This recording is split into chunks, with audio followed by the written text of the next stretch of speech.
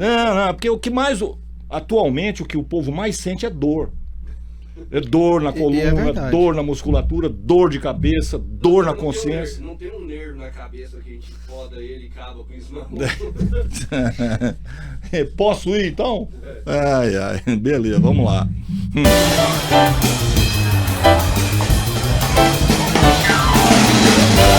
Jurubebas?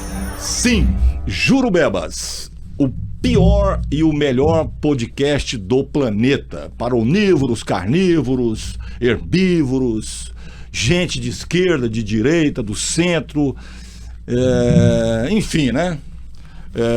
Para todos os gêneros, apesar daquela múmia paralítica lá que assumiu lá a presidência nos Estados Unidos, dizer que agora os Estados Unidos só aceita masculino e feminino, olha o atraso desse sujeito. Mas enfim, aqui não. No Jurubebas não tem isso não. Aqui todos os gêneros são aceitos incondicionalmente, beleza? Então é isso. Hoje eu vou tratar de um assunto aqui que afeta absolutamente todo mundo. Não tem ninguém nesse planeta que não é afetado em algum momento da vida, por algum motivo, pela questão da saúde. Seja a saúde mental, a saúde física, enfim, né? A saúde financeira, que aliás é um problema seríssimo para muita gente, né? E eu vou conversar com um especialista, o cara sabe muito sobre esse tema que a gente vai tratar aqui. E eu fui surpreendido porque ele é um especialista em neurocirurgia. Olha só, o cara é neurocirurgião, mas a especialidade dele é a coluna vertebral, cirurgia na coluna vertebral. Eu fui surpreendido por isso porque eu nunca imaginava que neurocirurgia tinha a ver com isso. E tem, né?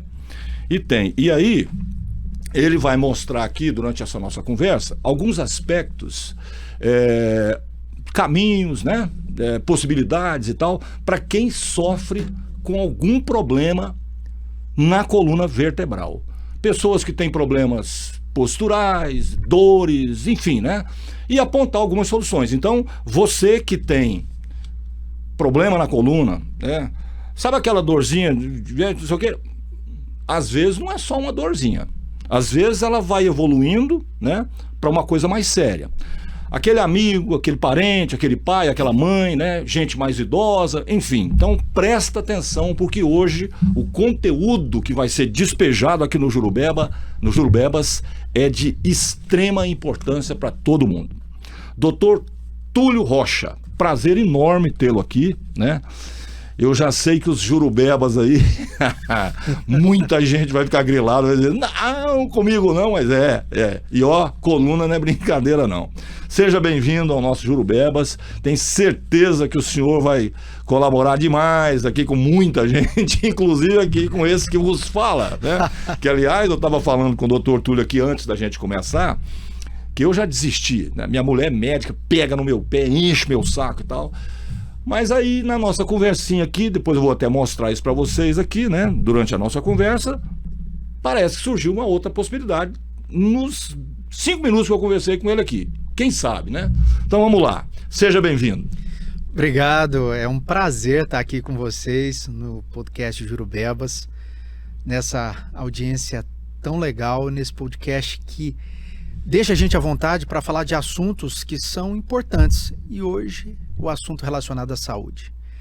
E quando a gente fala de saúde, a gente está falando de uma coisa assim muito mais ampla, mas especificamente dos problemas relacionados à coluna. Porque, na verdade, a coluna, ela acaba afetando todos os setores do nosso corpo. Quem tem uma coluna saudável tem mais chance de ter também uma vida melhor, com mais qualidade. Então, vamos procurar tirar a dúvida daqueles que estão nos assistindo sobre os problemas relacionados à coluna, quais são as inovações em relação aos tratamentos, diagnóstico, o que pode ser feito, quais as abordagens que não são convencionais, aquelas que fogem do padrão comum, do que só remédio e só cirurgia. Hoje nós temos um leque muito grande para oferecer para aqueles que realmente estão sofrendo da coluna. Ou seja, isso evoluiu bastante nos últimos anos, né? E a maioria, principalmente que faz aí que compõe aí a parcela gigantesca da sociedade do senso comum, nem sonha com essas mudanças, né? É verdade. Até pouco tempo, os tratamentos, principalmente com relação a diagnóstico do que era realmente o problema relacionado à coluna, era muito precário. E quando a gente tem um diagnóstico precário, um diagnóstico ruim, nebuloso, o tratamento também é comprometido. Então, hoje nós temos uma tecnologia agregada ao tratamento relacionado à coluna, que vê desde uma melhor preparação do profissional de saúde, em que ele consegue entender todas as nuances relacionadas ao paciente, como diagnóstico e tratamento. E mesmo para aqueles casos, que felizmente são poucos, que existe a necessidade do tratamento cirúrgico, o tratamento cirúrgico evoluiu muito nos últimos 20 anos. Tecnologia agregada, material, possibilidades de técnicas diferentes, inclusive técnicas minimamente invasivas, viu? Com abordagens muito pequenas, com um tempo de recuperação muito rápido, que ajudou demais pacientes que chegavam a um ponto que não tinha mais nada a se fazer por ele. Então, hoje a gente consegue entregar para o paciente um tratamento amplo em que ele pode realmente ser beneficiado, pode ser recuperado, melhorar a sua qualidade de vida e ter principalmente uma vida ativa e sem dependência de outras pessoas, que é o que a gente busca, qualidade de vida. Doutor Túlio, um dos problemas diz respeito à informação, né? Essa informação, ela não chega na maioria da população.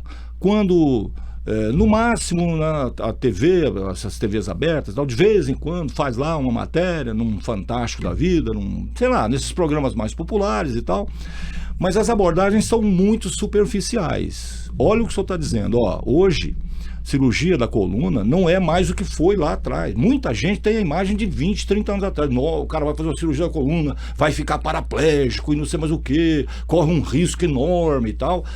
E o senhor está dizendo aí com todas as letras que isso é passado mesmo, um passado, porque agora a situação é completamente diferente. É completamente diferente. Antigamente, e pelas técnicas precárias, as pessoas tinham uma dificuldade para se tratar. E realmente existiam limitações em relação ao tratamento da coluna, principalmente em relação ao tratamento cirúrgico. Então as pessoas realmente tinham grandes problemas no pós-operatório desses tratamentos. Isso há 20, 30 anos atrás.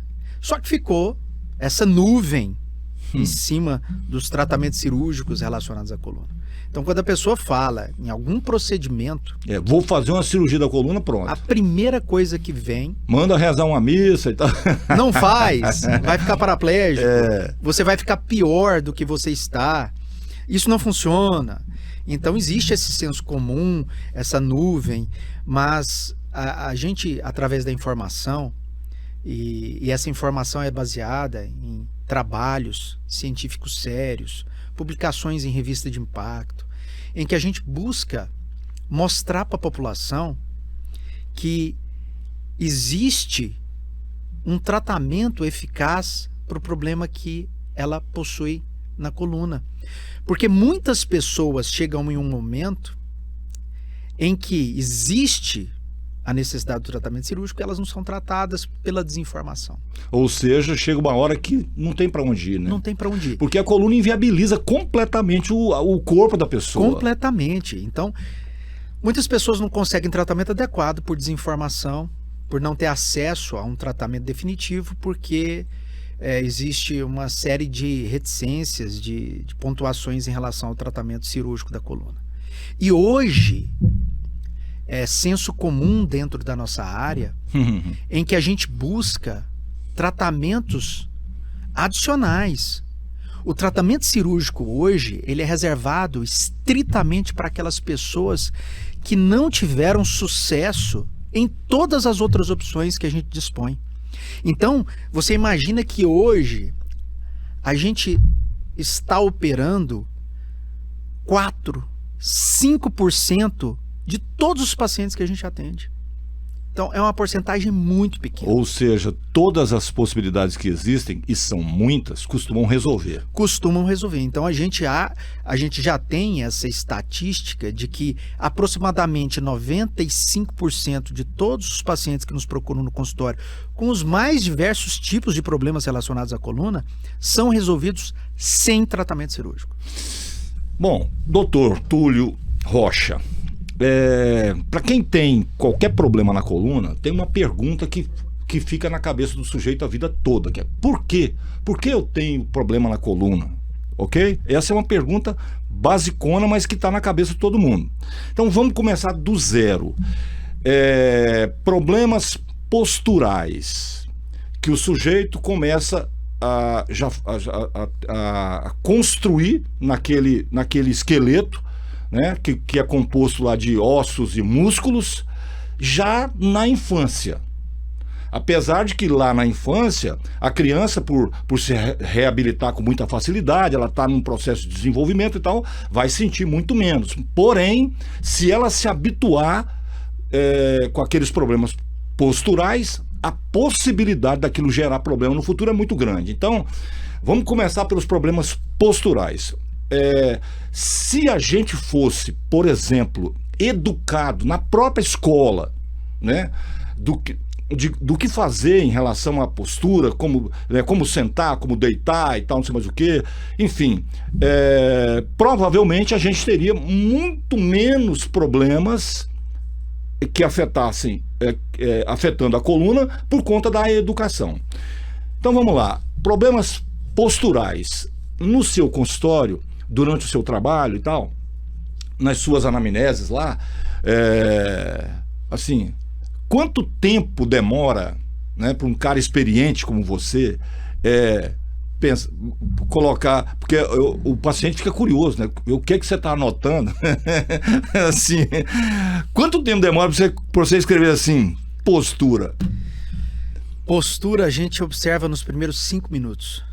Desde a entrada do paciente, então, eu costumo receber o meu paciente na porta do consultório, primeiro por uma questão de educação, de recebê-lo, de deixá-lo à vontade, mas também para observar como é que ele anda. Isso está virando coisa rara, viu? Essa coisa de atender bem, de receber bem e tal. E graças a Deus, parece que existe... Mas tem a ver com família, viu? Com educação. Então, mas tá mudando aquele estereótipo do médico que era inacessível, que era mais... Aquele Deus sentado lá. Bruto, que você não podia conversar muito. Isso está caindo por terra porque não faz o menor sentido. Então hoje parte-se muito mais para a questão humanizada, o atendimento humanizado. Você imagina, a pessoa que te procura no consultório é porque ela não está bem. Tanto física quanto mentalmente, porque uma vez que você tem um problema físico que vai sendo arrastado com o tempo, isso vai causando uma série de problemas psíquicos. Então você começa a ter dúvidas, você começa a pensar que talvez aquele problema não tenha solução. Isso implica nas suas relações de trabalho, relações familiares. Então, é uma coisa muito mais ampla do que você imagina. Então, atender bem o paciente é uma obrigação, é uma necessidade do profissional de saúde. A gente não tem um outro meio a não ser acolher aquele que nos procura para ter uma melhor qualidade de vida. A cura começa por aí, né? Começa por ali. Se você recebe bem o paciente, se você está com um sorriso no rosto, se você tem tempo para dedicar àquele que te procura no consultório, a maioria dos problemas são sanados ali. Porque o resto vai ficando mais fácil, o paciente está mais aberto ao tratamento. As faculdades de medicina, elas estão ensinando os novos médicos a ouvir? É uma batalha. Porque às vezes a gente vê médicos falando assim, pô, já atendo 20, 30 pacientes por dia, será que isso é legal? Com certeza não. Eu prefiro atender menos pacientes e ter mais tempo para dedicar àquele assunto, porque a gente vai ter realmente um diagnóstico mais elaborado e um tratamento mais eficaz, isso é fato. Então, receber o paciente, observar como é que ele anda, como é que ele está na sua postura, como ele senta, já são aspectos que a gente avalia antes de começar a conversar. Às vezes o problema está ali, né? Já está ali. E você observa que antigamente, quando as pessoas eram mais voltadas, principalmente na infância, que você colocou muito bem, as pessoas tinham mais atividades físicas, porque a gente brincava mais, tinha pouca televisão, pouca distrações relacionadas a outras atividades. Então a gente tinha uma compleição física melhor. As brincadeiras envolviam muito isso, Tudo né? era relacionado à prática física. Então isso naturalmente desenvolvia a parte muscular, de modo que você chegava a uma idade adulta mais bem postado. Aí chegou o celular. Aí com o advento da tecnologia, que todas as coisas têm o lado bom, que a gente não pode negar, mas também trouxe outros malefícios, você observa que essa geração é uma geração que tem uma deficiência postural grave. Porque a infância já é uma infância que não tem tanta prática física como era antigamente. Então hoje a gente já vê os resultados desse problema. Então, quando você observa um paciente com um problema físico, você associa ele a 2 pontos. Primeiro, uma questão já de genética. As pessoas às vezes têm um gene, uma genética determinada para uma coluna ruim. Então, por isso que às vezes muito precocemente você vê pessoas com deformidades, com doenças graves da coluna. Principalmente ali na segunda infância até a adolescência, que a gente vê os maiores casos de deformidade, escoliose, cifose, que são nessa fase. E outras, que são as outras doenças, hérnia de disco, canal estreito, etc., em pacientes adultos jovens, 30, 35, 40 anos de idade. Aí é difícil. E aí a pessoa entende, pô, cara, mas eu não tenho idade para ter uma coluna ruim. Mas é porque necessariamente ela não precisa ter idade, porque as doenças da coluna, elas têm uma base genética. E eu não estou falando de hereditariedade, porque quando a gente fala de hereditariedade, a gente está dizendo que se os pais têm, obrigatoriamente os filhos teriam que ter. Mas você observa características familiares. Numa família onde uma pessoa tem um problema de coluna, você vai observar outras com problemas semelhantes. Às vezes em maior grau, menor grau, problemas semelhantes. E associam essa genética com a questão de postura, com a questão de construção muscular. Se a pessoa já tem um gene que indica, e ela é obesa, ela não tem uma atividade física regular, ela tem uma postura inadequada, ela não tem um ambiente de trabalho ergonômico, que é outro problema gravíssimo no Brasil. Gravíssimo, ela acaba tendo uma expressão ruim. E ao passo que se ela tem uma genética favorável para uma coluna ruim, mas ela é ativa fisicamente, ela tem uma alimentação adequada, ela tem uma compleição física e uma atividade física regular, e ela se preocupa com a sua postura, o modo de sentar, o modo de trabalhar, então ela vai ter uma expressão muito menor. Então você observa que as coisas dependem uma da outra. Então, não necessariamente, se o sujeito geneticamente tem uma tendência para ter problema, ele teria problema se ele fizesse o dever de casa nas outras questões. Nas outras questões. Então, o que não acontece. Por isso que hoje a gente bate tanto na tecla da atividade física, porque na atividade física, quando você tem um melhor desenvolvimento da capacidade muscular, condicionamento, volume, naturalmente você vai sendo impelido para uma posição mais adequada. Eu sempre dou o exemplo dos fisiculturistas, esses atletas de alta performance, que as pessoas acham que eles têm uma postura... que nada. Mas ele anda todo exibidinho, com o peito para frente, com a postura... É porque ele não consegue ficar de outra forma, porque ele já tem um volume muscular que empurra ele para a posição adequada. A musculatura está fazendo aquilo, não é ele exatamente. Não é ele exatamente. Então, quando a gente está ali, sentado com o ombro projetado à frente, com o quadril lá na frente e derrubado na cadeira, então é porque a gente está com a musculatura ruim. E a gente veio vendo uma outra onda de problemas relacionados à postura posturais com o advento do Covid-19 em 2020. As pessoas tiveram que largar os ambientes de trabalho e ficaram segregados à casa com home office. Só que no home office você não tinha uma cadeira adequada. Você usou a mesa de jantar para o trabalho, a cadeira que você ficava para ver televisão como uma cadeira de trabalho. E aquilo começou a te implicar Claro. num mau posicionamento, numa distribuição ruim, e as pessoas começaram a ter mais problemas relacionados à coluna. Muito tempo na TV, a pessoa senta no sofá, deita, fica de lado. Smartphones, tablets, eles estão levando as pessoas a terem posições cada vez piores. Inclusive hoje já tem uma doença da coluna catalogada relacionada ao pescoço, que se chama neck test, que é o pescoço do texto. A pessoa do texto, Jesus. chama neck test. É uma doença catalogada da coluna, em que as pessoas, pela posição que elas adotam a ver o telefone celular, então flexionam demais o pescoço e ficam ali por horas. Eles começam a ter uma deformidade do pescoço. Tem gente que faz isso dirigindo. Dirigindo. Eu vejo na rua, eu fico impressionado, principalmente mulheres. Cara, que loucura. Como é que alguém digita dirigindo? De vez em quando enfia o carro na traseira do outro, acha um poste, atropela alguém. Então você observa que uma doença já nova devido a uma questão postural. Por isso que essa questão da postura ela é tão importante. E aí, como é que a gente pode tratar a postura? Com duas linhas específicas. Primeiro, com melhoria da postura. E a gente melhora a postura fazendo atividade física. Por isso que hoje é tão importante o auxílio de outros profissionais relacionados à saúde.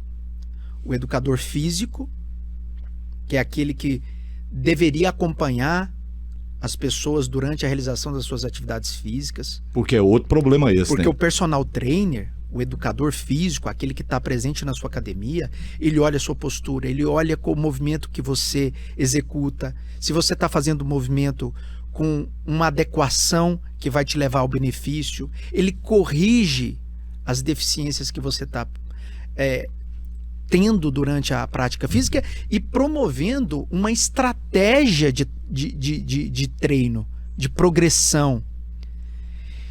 Então, o educador físico ele é fundamental nessa parte. E outra é a orientação do profissional que está olhando a sua, no caso aqui a coluna, uma indicação de um profissional que possa te orientar, avaliar, saber o que você pode fazer, quais as suas restrições. E aí os outros, nutricionista, o nutrólogo, para fazer reposição, suplementação, para que você possa desenvolver no seu treino.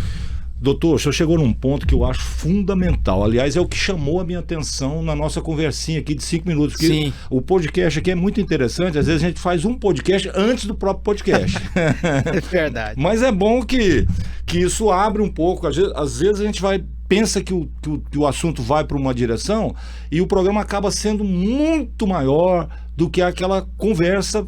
Porque a entrevista... Isso eu posso dizer de cadeira, porque eu tenho muita experiência nisso, já anos e anos fazendo isso. Uma coisa é ancorar, né, e tal, naturalmente. Outra coisa é entrevistar, porque a entrevista é assim, você tem lá uma renca de perguntas que você vai fazer e muitas vezes esse entrevistador, ele não repara, ele não escuta a resposta e aquilo fica repetitivo. E aí você começa a ver o entrevistado assim, bom, como eu já disse, cara, quando eu ouço isso numa entrevista, eu tenho vontade de entrar na televisão de raiva, porque, pô, é dó, meu irmão. Você está entrevistando alguém, você tem que prestar atenção no que a pessoa está falando, no mínimo, né? Agora, numa ancoragem, principalmente, e eu fiz isso a minha vida toda, no rádio, que é o cerne desse negócio chamado podcast, né, hoje. Enfim... Mas aí, quando você está ancorando, essa conversa ela fica muito mais pessoal. Se o cara que está conversando, que tem a função de ancorar, tiver a capacidade de ouvir, aí a coisa fica muito boa. Por quê? Ó, essa questão da suplementação chamou minha atenção. Por quê?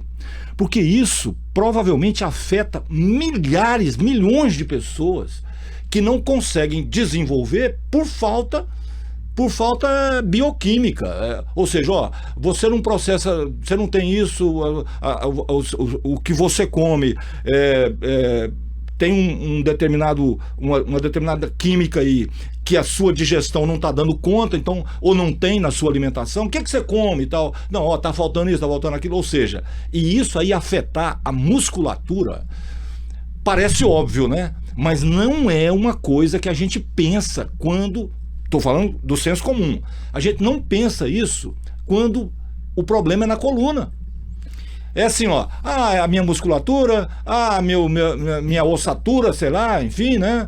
Mas ninguém pensa, assim, não, pode ser que uma proteína esteja faltando, ou sei lá, uma outra coisa qualquer, né? Enfim, eu achei isso fundamental. Então eu queria que o senhor fosse fundo nisso, porque tem muita gente sofrendo com esse problema e não se toca. E aí já vai aqui o meu aviso, né? Você não tem que perguntar para o seu amigo o que suplemento que ele está comendo, que ele está não sei o que e tal, que ele está ingerindo, para melhorar, não. Você tem que procurar alguém que saiba o que está fazendo e que não vai fazer de orelhada. Ou seja, para o sujeito saber o que está faltando em você a nível de química, ele precisa de exames. Ó, você tá com deficiência disso, então vamos suplementar. É assim que acontece. Agora, infelizmente, né, tem muito pseudo entendido aí, principalmente nas academias, empurrando coisas nas pessoas e coisas muito, muito, muito problemáticas, inclusive, né? Mas enfim, vamos lá, doutor. E não é só o que a gente não tem informação. Às vezes o próprio profissional da saúde, que é procurado pelo paciente, ele também não toca nesse assunto. Então, às vezes, a gente vê abordagens muito rasas. Não, eu falo por mim, ué. Tô falando por mim. Eu já fiz várias consultas com vários especialistas e sempre vai na questão do esqueleto, né, ou da musculatura. Nunca ninguém falou comigo sobre possibilidade de suplementação. Por isso chamou minha atenção. Sim, e eu tenho assim uma linha de raciocínio de tratamento que ela é bem ampla. Porque hoje a gente tem uma tendência nesse senso que eu acho que deveria ser uma obrigação do profissional de saúde entender que o paciente ele é muito mais do que aquele problema da coluna que ele apresenta. Então hoje a gente não consegue e é impossível a gente conseguir uma melhoria absoluta do paciente se a gente não tiver uma equipe de profissionais de saúde relacionados àquele paciente.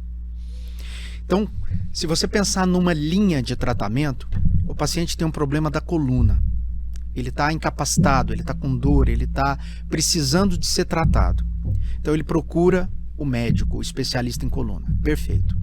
Ali você faz avaliação, você faz diagnóstico, você trata aquele problema do ponto de vista mecânico-funcional e chega num ponto onde ele precisa desenvolver sustentação própria, que é melhoria da qualidade do músculo e dos ossos. E aí a gente parte para a segunda etapa, em que ele deverá fazer essa construção através de uma reabilitação. Porque se ele estava com problema de coluna, ele provavelmente não estava tendo uma prática física adequada, porque a dor, a incapacidade o limitava. Então a gente prepara, a gente trata o paciente, porque o tratamento é para ele reunir condições para ir para a reabilitação. E aí, fundamental, o profissional, o fisioterapeuta. O fisioterapeuta capacitado, que é o que vai dar início àquele tratamento, é ele que vai desenvolver a capacidade muscular inicial, amplitude de movimento, que vai dar o pontapé inicial. Então o fisioterapeuta é fundamental nessa parte do tratamento. E depois que o fisioterapeuta consegue equilibrar aquele paciente e ele pode ir para uma atividade física regular, aí a gente passa a necessidade de outro profissional, que é o profissional da educação física, o educador físico, aquele que vai acompanhar, que vai fazer uma avaliação do paciente sobre estratégia de treino, de progressão, de como ele vai começar, como ele vai progredir, que atividades ele vai fazer, se existe limitação ou não por parte médica, para ele poder respeitar isso e desenvolver outras áreas que ele tem. Qual a intensidade? Qual a intensidade? Por isso que o educador físico é tão fundamental nessa etapa. E associado ao educador físico, o nutricionista, o nutrólogo, que é aquele que vai avaliar o paciente de forma mais microscópica, aquelas deficiências que o paciente apresenta e que ele necessita repor para que ele tenha uma atividade física de qualidade, para que ele tenha resultado. Quando isso não ocorre, você perde o fio da meada. Então, às vezes, o paciente... ele faz tudo, mas não ele tem faz resultado. tudo e não tem resultado. E a gente vê o cara falando, eu fui na academia e estou treinando e eu não consigo desenvolver a musculatura para dar sustentação à coluna, para dar sustentação ao quadril, para dar sustentação ao joelho, porque a minha musculatura não desenvolve. Mas se ele tem a assistência de um educador físico, se ele tem a avaliação de um nutricionista, de um nutrólogo, ele vai entender as deficiências e vai repor. E nisso ele vai construir a musculatura que ele almeja. E hoje a gente tem uma suplementação, uma gama de suplementação ampla no mercado, que dá condições para que você tenha a construção muscular que você necessita. E a gente tem 3 pontos básicos na suplementação que a gente tem que observar, e o papel do nutrólogo, do nutricionista, na questão da alimentação e da suplementação é fundamental. Principalmente hoje, no uso das proteínas, que a gente vê muito aí, o whey protein, né? Esses wheys que estão aí, a gente tem vários tipos, mas a proteína associada a isso, creatina e ômega 3, mas um ômega 3 não aquele da farmácia comum, um ômega 3 que tem ácidos graxos, que é o EPA e o DHA, que realmente juntos ele pode dar uma construção muscular, controle de uma série de problemas relacionados a doenças metabólicas, doenças cardíacas. E aí o benefício da atividade física vai ser muito maior. Não só para a coluna, mas para a vida do paciente. Ou seja, muita gente pode estar fazendo tudo certo, mas não tem essa ajuda aí. Falta a parte de suplementação, de construção muscular. Você observa que a creatina, e quando eu estou falando de creatina, eu estou falando de creatina monoidratada, 100% pura. Porque da mesma forma que a suplementação de cálcio, ela não pode estar associada a outros elementos, porque senão você não fixa o cálcio ao osso, tem que ser puro. Então tem gente que fala, eu tomo cálcio associado ao café, eu tomo cálcio na minha vitamina. Você não consegue suplementação de cálcio dessa forma. Esse é o problema do senso comum, né? Por isso que o nutrólogo, o nutricionista, ele tem que estar associado para ele direcionar e orientar o paciente como ele deve fazer. Então a creatina 100% pura, monoidratada, ela é capaz de melhorar a construção muscular. Ela melhora o tempo de recuperação do músculo.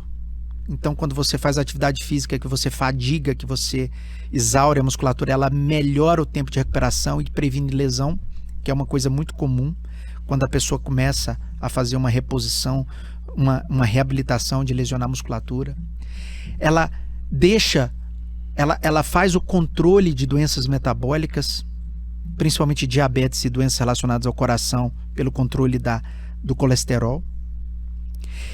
E as atividades de força, como a musculação associada ao uso de creatina, ela melhora também a fixação do cálcio no osso por estímulos metabólicos.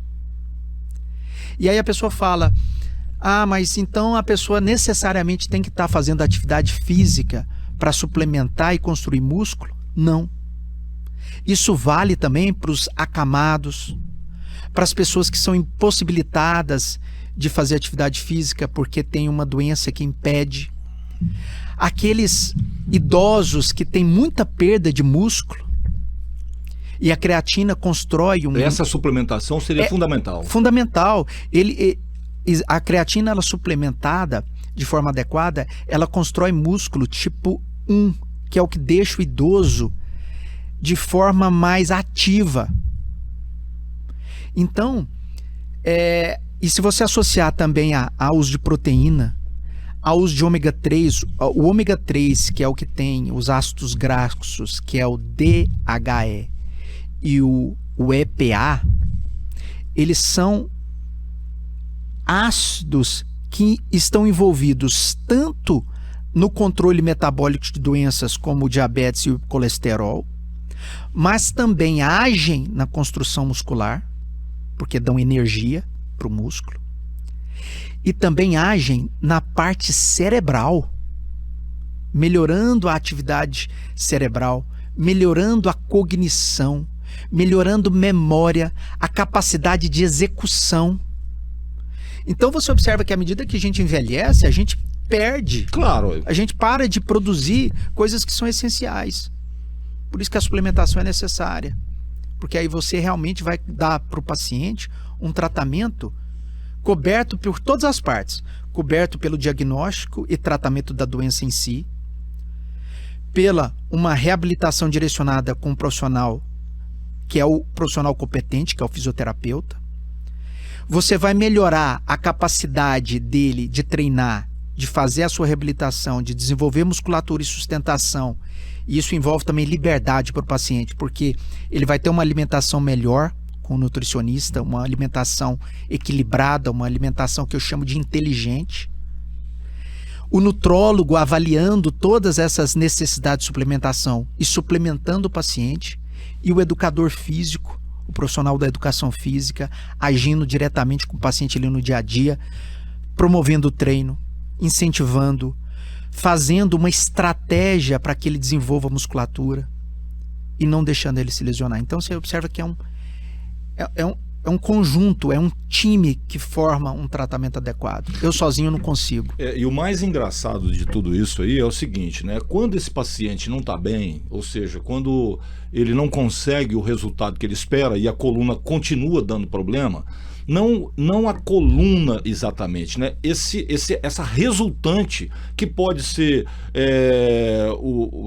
pode ter o músculo envolvido, pode ter uma hérnia envolvida, sei lá o quê, mas quando esse paciente não está bem, ele sente dor. Quando ele sente dor, ele não dorme bem. Se ele não dorme bem, se ele não atinge lá o grau de relaxamento e tal por conta da dor, ou seja, a resultante de tudo isso é uma qualidade de vida péssima. E aí o sujeito não se alimenta bem. Se ele não se alimenta bem, ou seja, começa um círculo vicioso e o sujeito não consegue sair daquilo. É verdade.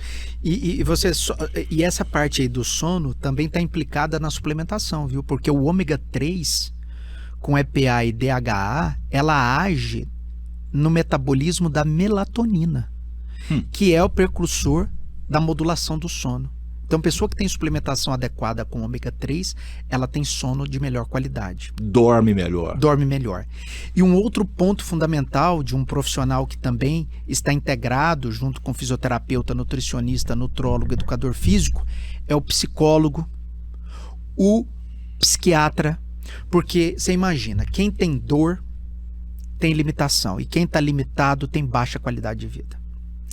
E a pessoa que está procurando se tratar e não melhora, ela entra num espiral de sofrimento e de dúvidas de que se aquele problema tem solução ou não, se ele vai ser capaz de ter aquela vida normal. Ele não consegue trabalhar de forma adequada, ele não consegue ter o sustento da família. Isso gera preocupação, então gera ansiedade, gera os primeiros traços depressivos. Então, o tratamento também envolve o profissional da saúde mental, o psicólogo e o psiquiatra. Então, você vê tantas linhas de abordagem que levam o paciente a ter uma má qualidade de vida. E se você tiver uma estruturação e uma estratégia de tratamento, você consegue, lá na ponta, ter de volta a qualidade de vida que você almeja. Ou seja, o sujeito que tem um problema crônico, né, assim, crônico que eu digo, não estou me referindo a um problema que não tem solução, não. Problema de longa data. Um problema que ficou crônico ali porque a pessoa desiste, fala, não, é assim mesmo, não tem jeito, já fiz, tal, não sei o quê. Aquela conversa de sempre, né? E existem muitos casos assim, por exemplo, casos de dores de cabeça, dores na coluna, dores no joelho, sei lá, ansiedade, né, e tal, enfim. E as pessoas vão deixando de lado e aprendem a conviver com aquilo.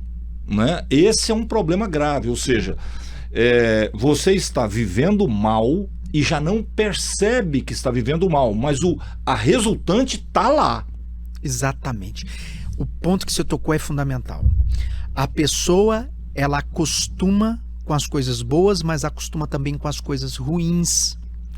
E quem está entrando nesse problema de limitação, ele não percebe. Ele não percebe que ele não consegue mais ter o trabalho de forma adequada, o desempenho laboral dele é comprometido. Ele não percebe que ele deixa de participar das atividades familiares porque ele às vezes pensa, poxa, se eu for numa festa e eu tiver que ficar em pé, e aí eu não consigo e amanhã eu vou estar ruim, então é melhor eu não ir. Se eu vou numa atividade de lazer, um restaurante, um bar, confraternizar com os amigos, mas será que lá vai ter um ambiente adequado para eu ficar? Mas se eu ficar sentado muito tempo eu vou ter dor, então é melhor eu não ir. E aí as relações familiares começam também a estremecer, porque quem aguenta a pessoa ficar reclamando dor, eu tô com dor, bom, e aí, tratei, não melhorei. E o humor? O humor. Então começa tudo a estar assim, desorientado. E eu tenho uma aversão quando uma pessoa que me procura no consultório fala que já foi em outro profissional e que a pessoa fala para acostumar com a dor. Ninguém acostuma com a dor. Não tem cabimento isso, né? E hoje nós temos tantas coisas para oferecer para o paciente em relação ao tratamento da dor que eu tenho uma tendência a falar de que só tem dor quem quer. Porque se você tiver paciência, porque o diagnóstico e o tratamento de dor não é uma coisa que você resolve de um dia para uma noite, mas se você tiver paciência e tiver aderido a um profissional adequado, você vai conseguir ter melhora dessa qualidade de vida em relação à dor. Então, são aspectos vários, mas que se o paciente tiver uma orientação adequada, ele vai ter benefício. Doutor Túlio, uma das sugestões que eu quando eu recebi a boa notícia da sua entrevista aqui, né? Falava sobre uma coisa relacionada principalmente aos jovens, né? E as meninas, principalmente, que são as mochilas. Eu, de vez em quando, assim, quando você está na rua, tal, não sei o quê, passa perto de uma escola, eu vejo umas crianças carregando algumas mochilas e eu fico pensando assim, cara, assim, não tem cabimento, entendeu? Mas tá lá. Algumas até por moda, né, e tal. Outros puxando como se fosse uma mala, né, e tal. Nós estamos diante de um problema por conta disso? Um problema muito sério. Eu sempre bato na tecla nos programas que eu participo, de rádio, televisão, principalmente nessa época onde houve a volta das atividades escolares.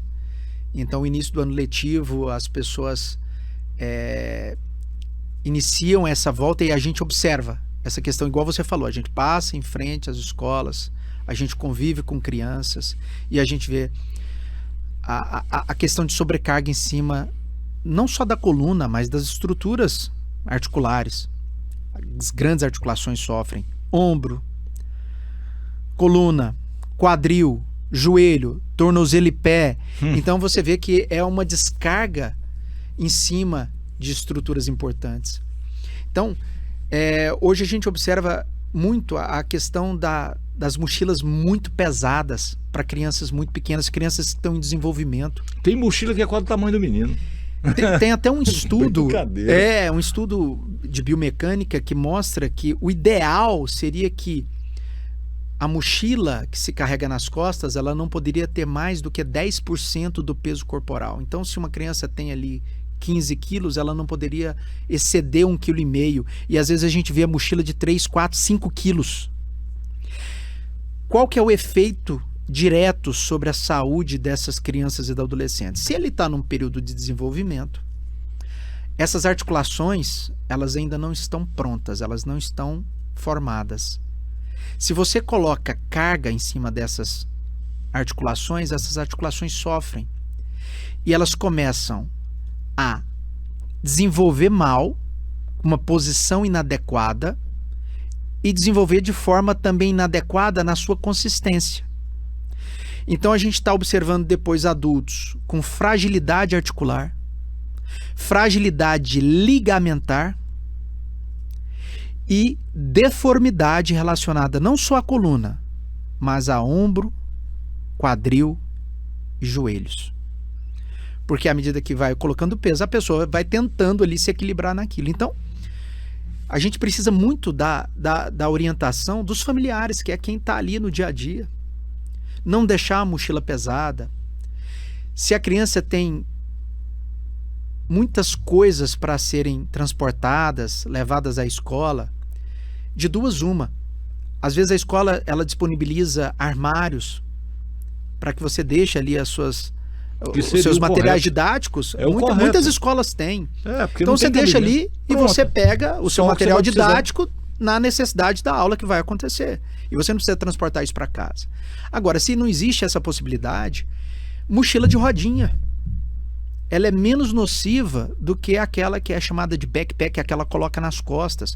Porque é uma coisa que fatalmente vai causar dor e deformidade. E é uma coisa que vai ser arrastada para a vida da criança e do adolescente, que é onde ela precisa de mais ter postura e construção muscular.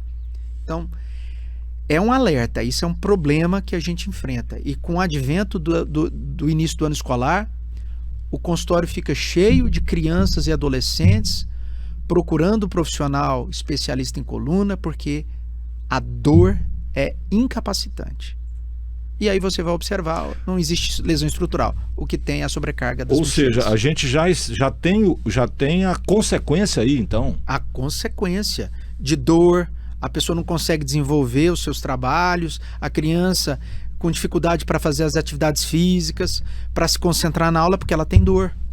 E a dor advinda de coisas que a gente pode fazer o manuseio com orientações simples. Ou seja, peso e muito criança, cuidado com essa questão das peso mochilas. E criança são duas coisas que não combinam. Que não né? combinam. Não combinam. Até porque, como você muito bem disse aí, durante o desenvolvimento dessa criança, né? Tem um impacto muito sério para o futuro. Aí a gente já começa com um adulto jovem já carregado de problemas. E esses problemas tendem a se agravar à medida que o tempo passa. E muito provavelmente, como esse problema vem lá da juventude, ele vai se acostumar com isso. Verdade. E aí é fundamental, né? Assim, tira e queda. O cara acostuma e lá na frente, quando chega a fase idosa da vida dele, às vezes essa bomba explode lá, né? Tipo assim, agora... E aí fala assim, mas esse negócio não era para ser tão grave assim. Não, é porque você, meu amigo, você fez de conta que esse negócio não existia desde sempre. E aí a gente entra numa cascata, que a gente chama de uma cascata de problemas. Criança muito pequena, com sobrecarga da mochila. Hoje o estímulo físico é menor porque as distrações dos eletrônicos elas estão presentes. Então o cara tem uma baixa construção muscular. Ele chega no adulto jovem já com dor, com algumas limitações.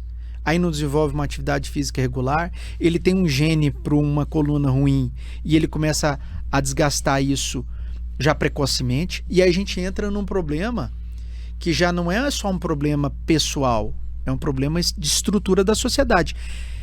Para se ter uma ideia, a queixa de dores nas costas, ela é a segunda maior queixa relacionada aos consultórios especializados. E é uma das grandes causas de incapacidade para o trabalho, no adulto que é produtivo. Então você imagina um país com as dimensões continentais, como tem o Brasil, com 200 milhões de pessoas, com um adulto jovem que deveria estar na idade produtiva, ele está afastado do seu trabalho, sobrecarregando a previdência privada, a previdência pública, o INSS, porque ele não consegue desenvolver atividade física, porque ele tem uma incapacidade relacionada à coluna, que é a segunda maior queixa nos consultórios especializados. Então é uma coisa já estrutural. Então você vê que as coisas são muito mais amplas. É incapacitante. Então a gente vê demais incapacidade para o trabalho em adulto jovem. E aí você começa a ter também uma desordem da sociedade. O INSS sobrecarregado, SUS, né? E aí a desestruturação de uma sociedade. Aliás, toda vez que alguém fala de saúde pública, né, no Brasil, a gente foi condicionado ao longo dos anos, né, a meter o pau e falar mal e tal, não sei mais o que. Aí eu comecei a fazer uma pergunta, logo depois da pandemia, eu comecei a fazer uma pergunta para essas pessoas que gostam de meter o pau, né?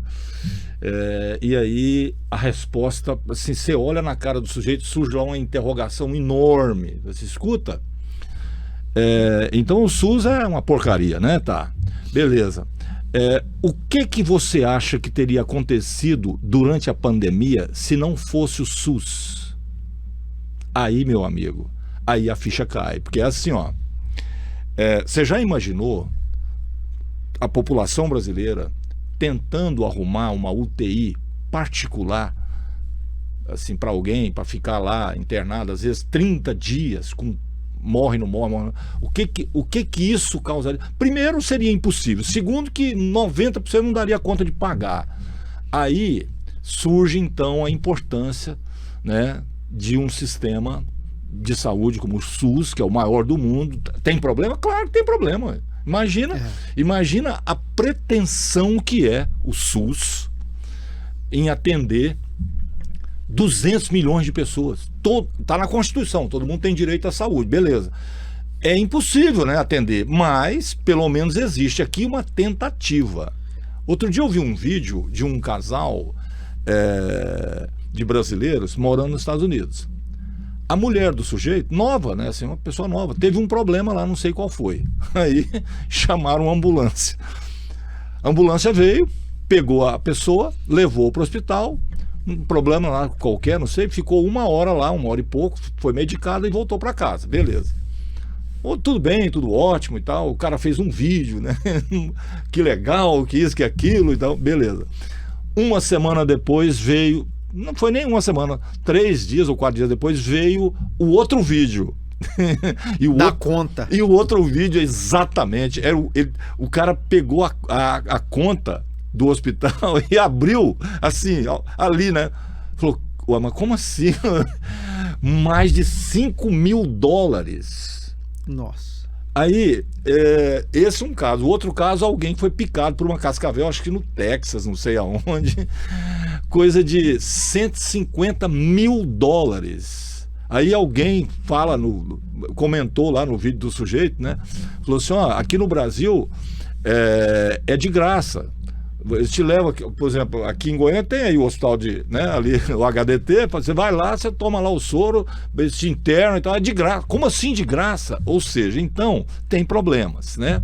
Quando você vai para um país como os Estados Unidos, é que você vê a importância que é. Ah, mas demora. Ah, mas não sei o que. Cara, mas pelo menos você tem a possibilidade de ser tratado, muita gente consegue tudo lá, muita gente consegue fazer as cirurgias. Então, tem problema? Claro que tem problema, porque a demanda é muito grande. Então, toda vez que alguém fala nessa questão, eu faço questão de enfatizar isso, porque a gente precisa destruir essa cultura maligna de meter o pau no SUS, porque há pouco tempo atrás quase conseguiram privatizar, viu?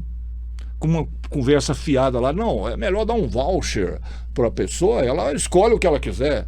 É mesmo, cara. Eu fico imaginando quanto tempo demoraria para o voucher de 50 ou 100 reais não valer nem 20% do preço que o cara ia ter que pagar. É verdade. E assim, é claro que o SUS tem alguns problemas, mas eu sempre falo que o SUS é um dos maiores patrimônios que o Brasil tem. Talvez seja a maior conquista do país ter um sistema de saúde pública como o SUS, porque a saúde garante todas as outras esferas para a vida da pessoa. E você tem autoridade para falar isso, né? É claro, e assim, o que eu vejo do SUS é quantas pessoas são beneficiadas todos os dias em atendimentos. Eu vou falar aqui do estado de Goiás, no hospital, no HGG, na Santa Casa de Misericórdia, no Hospital das Clínicas, nos hospitais de urgência que estão espalhados por todos os cantos aí de Goiás. Que, aliás, foi uma grande conquista, o né? GOL, pensa os benefícios que isso trouxeram para a população. A gente está com um suporte de saúde que é invejável. A gente tem problemas estruturais, como todos os outros têm. Os planos privados têm problemas estruturais.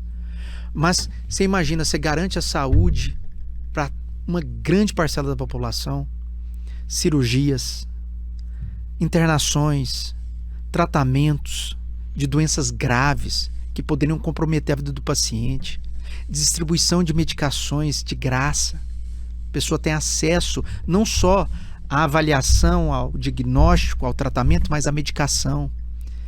Que ali o Juarez Barbosa, medicações de alto custo, que são ali disponibilizadas para todo mundo que tem necessidade. Então, o que a gente precisa é melhorar a estrutura e etc., a mentalidade de quem governa para dar mais atenção, mas o SUS é sem dúvida o maior benefício que a gente tem em relação à saúde pública. E eu acho importante tudo isso que você acabou de dizer aqui. Por quê? Porque a gente precisa criar uma cultura de proteção ao SUS. Porque quase foi privatizado, quase levaram o país a essa situação. Ou seja, é inimaginável, né, que o interesse econômico possa chegar nesse tamanho aí. Porque está claro que a saúde pública no Brasil ia virar uma porcaria sem o SUS. Colapso total. Mas aí é o seguinte, quem não precisa, quem tem lá a sua condição de ter um plano privado e tal, não sei mais o quê, agora, maioria esmagadora da população depende da saúde pública. E assim, Verdade. E isso é fundamental. Então, assim, antes de você achar que a iniciativa privada é o ódio do borogodó, pensa bem, viu? Porque tem certas coisas que a iniciativa privada não pode se meter, porque ela não... A iniciativa privada vive fundamentalmente do lucro. E você, como médico, sabe perfeitamente bem o que eu estou dizendo. Se você privatiza um sistema de saúde... é óbvio que o foco vai ser o lucro. E aí, meu amigo, aí não tem conversa. É a mesma coisa de privatizar o correio. Os correios, vamos privatizar. É mesmo. Hoje, tudo quanto é cidade do país tem uma agência do correio. Todas. Privatiza para você ver que a grande maioria não vai ter mais. Porque todas essas agências dão prejuízo. Agora, esse serviço é bancado pelo país porque ele é necessário. Então, esse tipo de empresa não pode ser privatizada porque o lucro vai destruir o serviço. Água é outro problema, energia, a gente está vendo aí os problemas. Tem certas coisas que a iniciativa privada só entra como um sanguessuga para sugar tudo e depois eles não têm vergonha na cara. Pode escrever o que eu estou te falando. A energia, por exemplo. Privatizaram o sistema da Eletrobras, fizeram acontecer. Tá. Eles não vão dar manutenção nisso e durante alguns anos. Eles não vão fazer o que tem que fazer porque esse investimento rouba lucro deles. E quando esse sistema travar, eles vão jogar esse pepino no colo do Estado. E aí o que o Estado vai fazer? Vai deixar o país sem energia? Não tem jeito, né? Aí o Estado entra lá, recupera todo o prejuízo, nós vamos pagar a conta dos espertalhões que ganharam tudo que queria, entrando na privatização e comprando empresas que não podem ser empresas privadas, não tem cabimento. As pessoas não percebem que o lucro, no caso de uma empresa pública, não é o recurso, o dinheiro, nada disso, é o serviço. É o serviço que ela presta, é o benefício que ela leva para a população. Isso, na maioria das vezes, dá prejuízo. Mas os impostos estão aí para bancar isso. Agora não. Então, assim, toda vez que eu posso, né, aqui, principalmente aqui no Jurubebas, eu dou essa butinada aí, porque eu acho que quanto mais pessoas possam ser esclarecidas em relação a isso, melhor, porque daí quando surgem os vagabundos lá, porque é uma gente muito vagabunda, propor privatizar SUS, propor privatizar Correios, com a desculpa de que não, que aí a empresa vai ficar eficiente. Eficiente para quem, cara? Petrobras.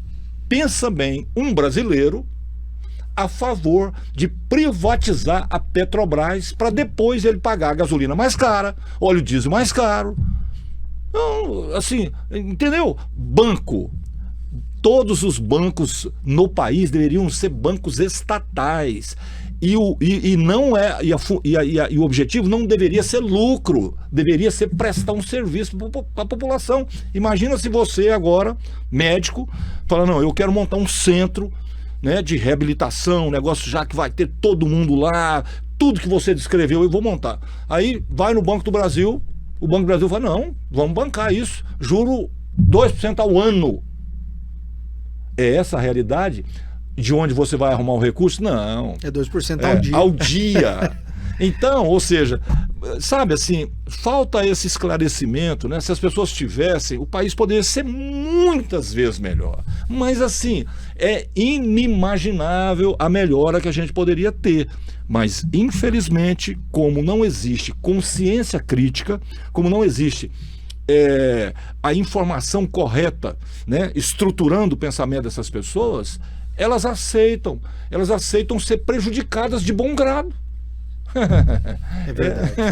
Bom, outro assunto aqui, voltando ao nosso mais importante da nossa conversa aqui, que é a coluna vertebral e tal, um outro problema que atinge principalmente as mulheres, que é a osteoporose, que também afeta, né, digamos assim, num grau muito importante a estabilidade, a resistência, né, a funcionalidade da coluna. E aí, osteoporose, doutor? A osteoporose é uma doença que a gente tem que ter uma preocupação muito grande com ela, porque é uma doença silenciosa. Ela não causa dor, ela não tem nenhum tipo de sintoma. Então a avaliação, ela é determinada por um protocolo. E muitas pessoas acham que a osteoporose, ela é uma doença exclusiva da mulher, e não é. Homens também têm osteoporose. Num grau menor, numa porcentagem menor, mas tem. E a osteoporose, o maior problema dela é que à medida que ela vai se instalando, que você vai perdendo cálcio, você vai tirando resistência do osso. Então, qual é a maior prejuízo, qual é o maior medo da osteoporose? É o risco de fratura. Por isso que a gente vê os idosos tão comum, né? Caiu, quebrou o fêmur. Nossa. É comum. Porque se você está perdendo massa óssea de forma importante, advinda com a idade, o risco de fratura em idosos, ele é um grande problema. Porque geralmente são fraturas que necessitam de tratamento cirúrgico numa idade em que a cirurgia já tem riscos elevados pela condição do paciente. Recuperação complicada. A recuperação é difícil. E o risco de complicações, principalmente a embolia gordurosa, porque o osso longo tem aquele tutano dentro dele que é uma gordura que ganha circulação e faz embolia pulmonar, trombose, etc. Então, é um problema. E quando ela é advinda, causada por outros problemas, como o paciente que está sendo exposto à radioquimioterapia no tratamento das doenças oncológicas, em que ele é novo, ele vai perdendo a capacidade de sustentação. Ossos mais fracos, eles são mais suscetíveis a danos. Então, os protocolos de avaliação de osteoporose são muito importantes, porque existe tratamento adequado. Ou seja, problema silencioso, as pessoas não se tocam, não procuram. Se tocam. Não então, cuidam. Tem que fazer a avaliação, existe um protocolo de mulheres acima de 60 anos de idade, e os homens também deveriam fazer. Avaliação com um exame específico que se chama densitometria óssea, onde ela mede e quantifica a massa óssea, classifica em que posição que você está de normalidade, se você tem uma perda ainda relativa, que a gente chama de osteopenia, ou se já é uma perda importante, chama osteoporose, e fazer a reposição. Existe o tratamento em que você consegue devolver massa óssea para o paciente Ó, e prevenir ele desses problemas relacionados à osteoporose, principalmente a fratura, o risco de fratura, que invariavelmente levam muitas pessoas ao óbito, infelizmente, principalmente nas idades mais avançadas. Então, osteoporose é uma doença importante, fácil de ser diagnosticada, fácil de ser tratada, basta que você tenha um acompanhamento adequado com um profissional. não adequado. seria uma boa, por exemplo, o próprio SUS criar um programa nesse sentido? Porque, veja bem, se eu evito, através da densitometria óssea, se eu posso identificar ali, repor esse cálcio para que esse paciente não ou recupere a qualidade óssea, eu não estou evitando um custo muito maior depois? Tem, e a parte, principalmente a parte de ginecologia obstetrícia, que está relacionada ao SUS, ela desenvolve esse trabalho de observação e prevenção da osteoporose. Ah, tá. Inclusive com tratamento e suporte para o paciente, com disponibilização de medicações específicas, mesmo aquelas de alto custo. Então, o SUS faz muito bem essa parte. Então, o paciente não fica descoberto, mesmo aqueles que não têm plano de saúde ou aqueles que não podem pagar pelo tratamento. O SUS disponibiliza tratamento adequado para a osteoporose, inclusive com a identificação da medicação, mesmo aquelas de alto custo. Então, hoje, não tem desculpa para não tratar a osteoporose. Eu fico imaginando aqui um americano ouvindo o senhor dizer isso que o senhor acabou de dizer. Os caras falam assim, de que planeta que ele está falando? Tipo assim, como assim? De graça, cara? Eu tinha um amigo que já faleceu, adorava ele, gente muito boa. Ele falava de grátis. De grátis. De grátis. Ou seja, é fantástico isso, né? Mas enfim, né? Vamos dando aquelas pitadas aqui assim para que as pessoas se toquem da importância do SUS, né? Mas enfim. Uma outra coisa que estava lá sugerida, assim, sugestão de abordagem e tal, que também me chamou a atenção, né? O tal mergulho em águas rasas em julho. Rio tudo baixo e tal, os caras vão pro Araguaia e vão mergulhar ali em, sei lá, 40 centímetros, 30 centímetros de água, né? Os Homem-Aranha lá. E aí, doutor, como é que é o resultado lá no consultório durante esse período? Olha, primeiro que a nossa região, o estado de Goiás especificamente, ele tem assim, um acervo de balneários muito interessantes. Nós temos o Rio Araguaia, nós temos a região ali de Pirinópolis com várias cachoeiras, nós temos a região ali dos parques, os parques estaduais, principalmente a Chapada dos Veadeiros, que tem tido uma procura muito grande, mesmo a região ali de Alto Paraíso, que são regiões relacionadas ao ecoturismo, regiões em que as pessoas buscam durante as férias, principalmente no mês de julho, porque tem um clima favorável. E o que acontece é que a pessoa e a grande população às vezes não conhece o local para onde elas estão se dirigindo. E chegam e observam a maravilha da natureza, cachoeiras, rios, lagos, e tem a intenção de mergulhar, mas sem conhecer a profundidade, principalmente nas cachoeiras, a posição das pedras, É inimaginável o curso isso. da água, os bancos de areia no Rio Araguaia. E a gente está falando de uma população jovem. E o que acontece nesse mergulho em águas rasas, principalmente em relação ao crânio e à coluna, é que os efeitos de acidentes nessas condições são devastadores. Deus me livre. Porque quando você mergulha de ponta, o impacto que existe no crânio é um impacto que pode levar o paciente a ter problemas sérios em relação ao traumatismo crânioencefálico.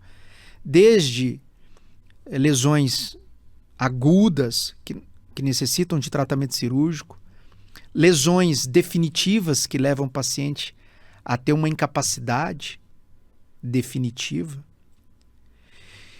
E também pode levar o paciente a ter lesões relacionadas à coluna. As grandes fraturas relacionadas ao pescoço, que deixam os pacientes tetraplégicos. Aliás, então, explica o que é tetraplégico.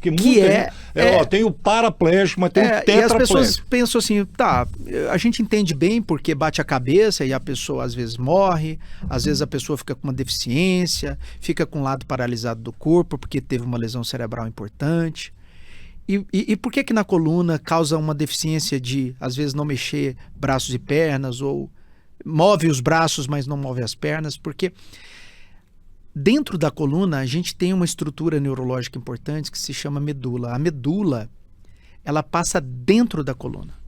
E é ela que é responsável por a gente sentir e mexer braços e pernas. Rompeu, acabou. Se a gente tem lesão da coluna, fratura da coluna com também lesão e machucado na medula, isso pode levar o paciente a ter 2 pontos. Se for na região ali das costas, na região da lombar, ali próximo do bumbum, o paciente pode ficar paraplégico, é quando ele perde os movimentos da cintura para baixo.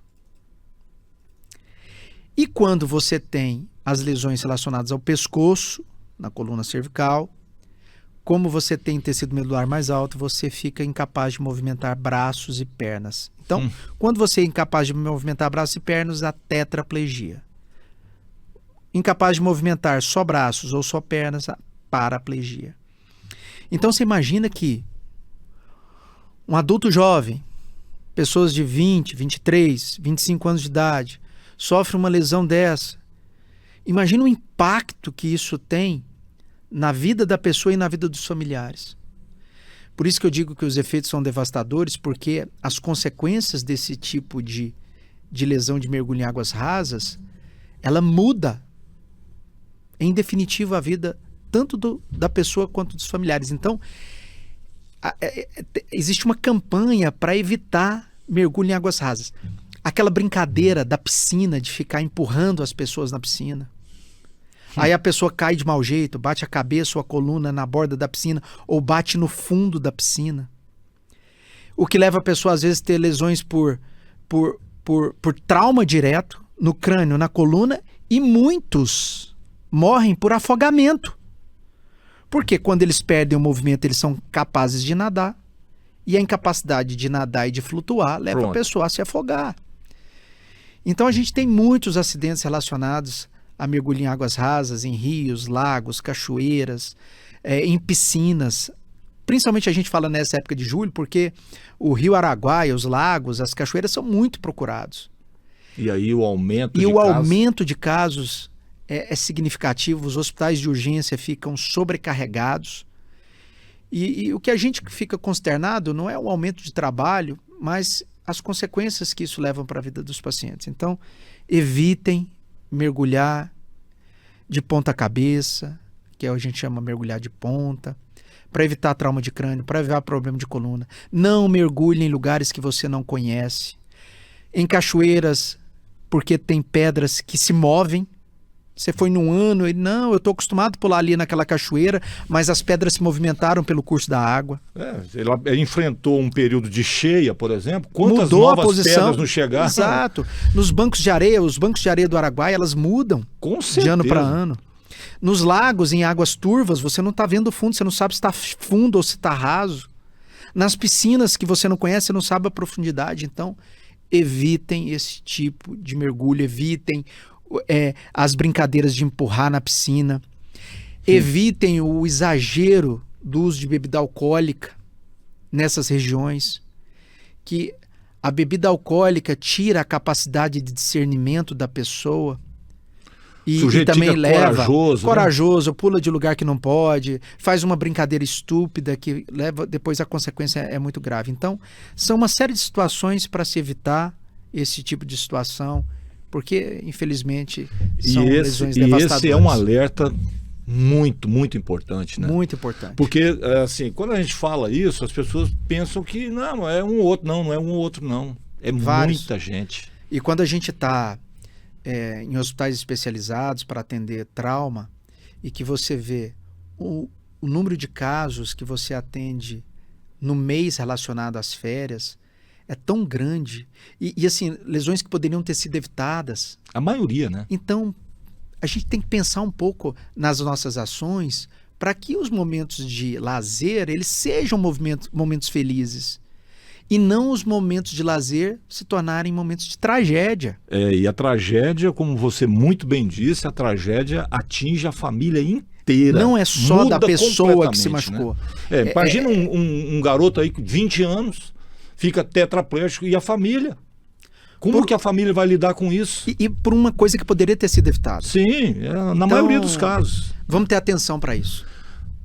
Doutor, a primeira coisa que me chamou a atenção aqui, pessoal, o cara é neurocirurgião especializado em cirurgia da coluna vertebral.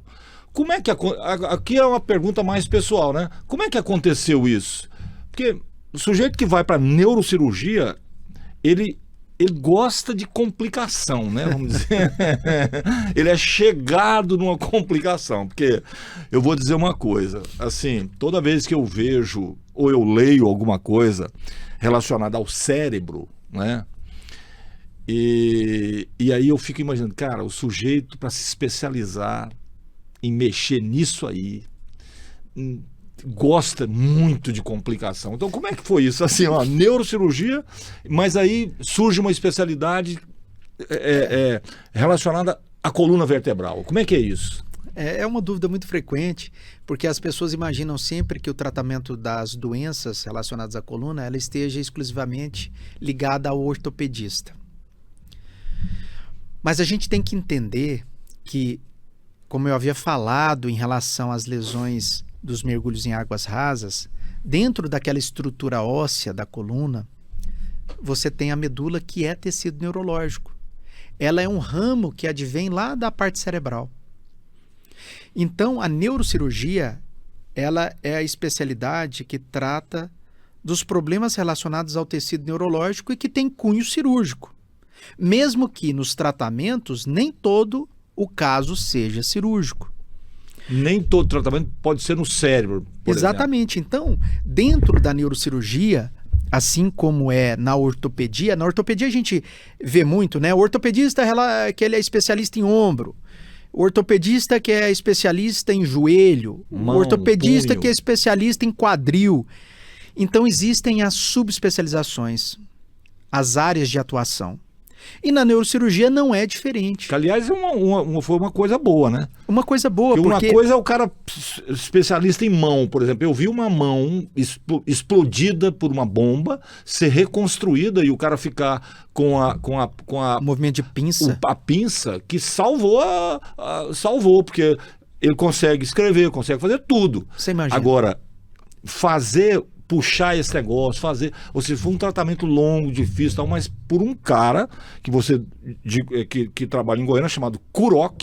Flávio Kuroc. Pois é, então, esse Excelente. cara aí fez um trabalho de especialista, assim, muito, muito, muito sério, muito competente, que parabéns ao Kuroc, doutor Flávio Kuroc. Flávio Kuroc, ou seja, mas é um especialista. Né? Então, essa coisa de ficar reduzido, o cara é especialista em joelho, especialista em mão, especialista... Isso facilita, porque o conhecimento sobre aquela região é maior, porque muito você maior. Imagina, dentro da neurocirurgia, a neurocirurgia é muito vasta. O conhecimento relacionado a toda a área neurológica, ela é muito grande. Então, quando você escolhe uma área de atuação específica, você consegue acompanhar o desenvolvimento relacionado àquela área. O desenvolvimento relacionado às técnicas de tratamento, dos meios diagnósticos, as formas de como você pode reabilitar. Porque senão você ficaria à deriva de um conhecimento muito vasto sem ser muito específico. Então, como na ortopedia, a neurocirurgia subdividiu.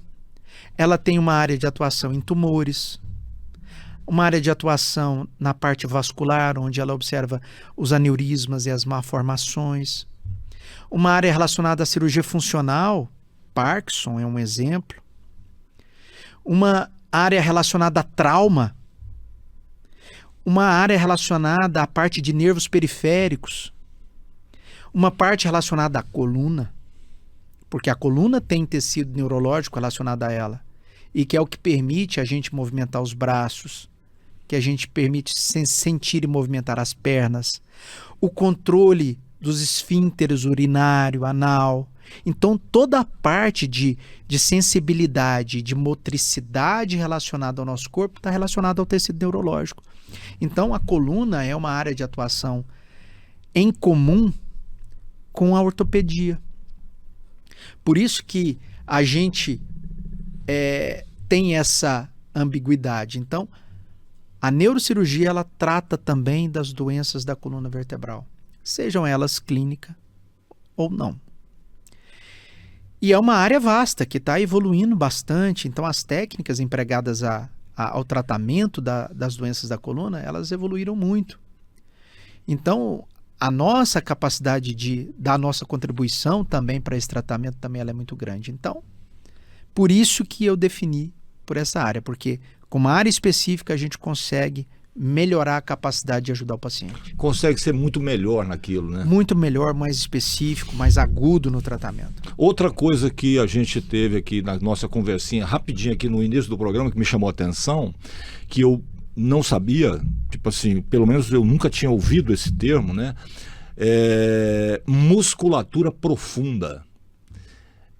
Eu queria que o senhor falasse um pouco sobre musculatura profunda para as pessoas entenderem que algumas coisas ganham lógica, né? Coisas que a gente do senso comum não se toca. Mas eu falei, como assim? Musculatura profunda. Aí muita coisa passa a ter sentido. Eu queria que o senhor falasse um pouco sobre isso. A nossa construção muscular, ela é muito ampla. A gente não tem só um tipo de músculo. Nós temos vários tipos de músculo. Nós temos musculatura lisa, musculatura estriada, musculatura cardíaca, que são músculos diferentes. Então, quando a gente fala sobre construção muscular, a gente está falando de músculos que podem ser trabalhados também de forma diferente. Por isso que às vezes a gente observa halterofilistas com grande condicionamento e volume das fibras musculares, mas que ele tem deficiência, às vezes, de musculaturas que estão mais profundas, mais relacionadas à parte de equilíbrio, mais à parte fina muscular. E às vezes a gente vê pessoas menos dotadas da parte muscular, que tem mais questão de resistência física. Mais força. Mais força. Muita gente não entende porque que as pessoas aí, que esse campeonato de pessoas mais fortes do mundo, geralmente são pessoas mais obesas. Ué, engraçado. Essa pessoa mais gordinha, ela tem mais força do que o halterofilista, que tem um músculo mais exuberante. Então, o trabalho também é diferenciado. Por isso que o Pilates, que é uma técnica de tratamento, é uma técnica de desenvolvimento não só da mobilidade, da amplitude do movimento, mas também de condicionamento muscular. E por isso que ela é tão importante quando você fala de reabilitação em relação à coluna. Ela trabalha muito essa musculatura mais próxima do esqueleto ósseo. Que seria tal do músculo profundo. Que essas são as musculaturas mais profundas, aquelas que a gente não consegue ver. Elas não são externas. Então, às vezes, a gente trabalha muita musculatura que está mais superficial e não treina musculatura profunda. E aí a gente começa a ter um problema relacionado à sustentação do nosso esqueleto. Eu tenho uma suspeita que esse aí é o meu inferno astral. Por isso que, às vezes, um grande halterofilista, um grande atleta, às vezes vai fazer pilates e tem dificuldade de fazer o pilates. Porque a musculatura que é ativada durante o exercício de pilates não é uma musculatura que naturalmente ele usa. Então, se observa que, dependendo da abordagem que você faz, você trabalha grupos musculares específicos. E trabalhando as musculaturas de forma diferente, você consegue ter uma construção muscular mais eficaz. E aí sim, ter maior amplitude de movimento, com maior condicionamento da fibra. Ou seja, né, até para pessoa fazer esse trabalho, né, de, vamos dizer assim, de reconstrução muscular, né, vamos chamar assim dessa forma, ele precisa ter essa ajuda, porque às vezes, não, a musculatura está normal, mas tem um músculo profundo aí que não está normal não, amigo. Que não está normal, por isso que eu falo da importância do educador físico na reabilitação. Porque ele entende a necessidade de trabalhar grupos musculares diferentes em tempos diferentes, mas com estratégia de treinamento, de progressão. Então, ele te abre caminho para que você tenha uma reabilitação mais completa e que também trabalhe a musculatura de forma mais ampla, porque senão você acaba priorizando grupos musculares em detrimento de outros.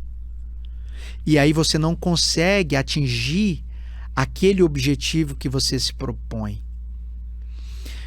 Então, sempre o auxílio de pessoas capacitadas, elas promovem tratamentos melhores.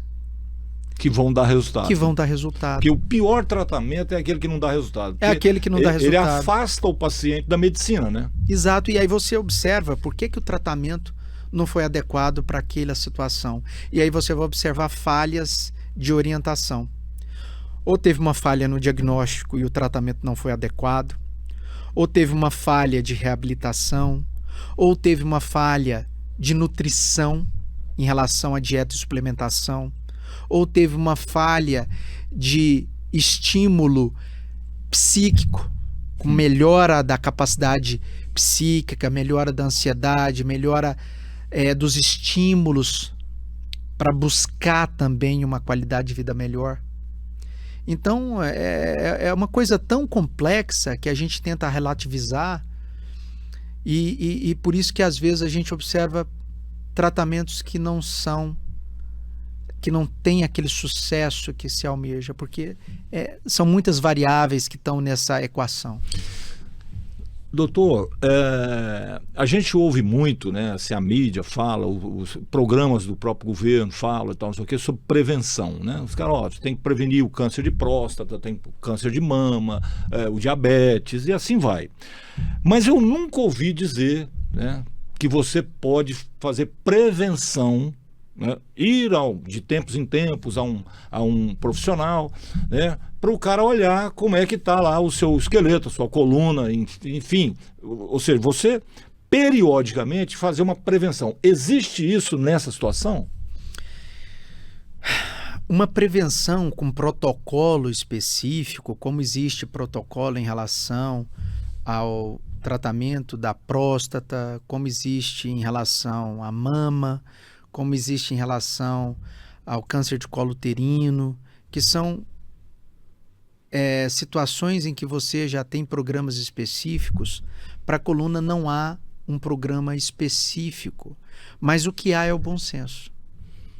Você imagina que se você é uma pessoa que tem um hábito de atividade física regular, que você tem uma disciplina para alimentação ao longo de anos, e você desempenha uma certa atividade física, desempenha um papel nutricional adequado, ou que pelo menos você acha que está adequado, e que você se sente bem tanto realizando a atividade física quanto realizando as atividades de trabalho, dependendo do trabalho que você exerce, provavelmente você está bem do ponto de vista estrutural. O que eu chamo a atenção é que em um determinado momento em que você observa que uma situação está diferente da habitual, essa seria o momento exato da procura de um profissional.